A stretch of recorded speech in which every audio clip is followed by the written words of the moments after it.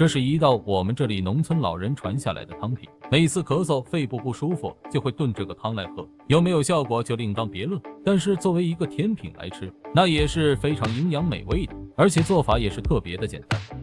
大家好，这里是天然力的美食频道。做这道汤只要用到花生米和单筋冰糖这2种食材。花生米性平，味甘，入脾经、肺经；冰糖味甘，性平，入肺、脾经。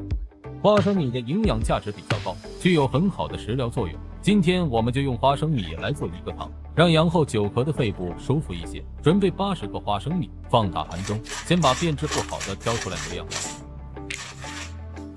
然后加入多一些刚烧开的开水，泡上半个小时。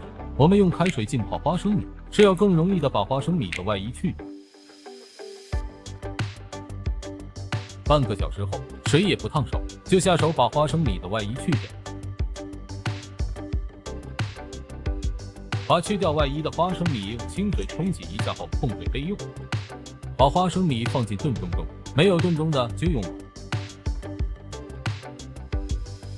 加入13克冰糖，然后加入250毫升纯牛奶，不喜欢牛奶的就加清水。这道汤原来就是加清水的，加纯牛奶是我改良后的版本。求关注，点个赞吧，万分感谢。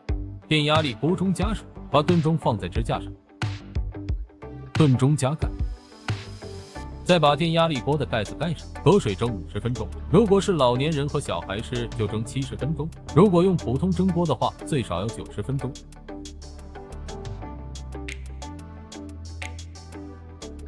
感谢收看，下期再见。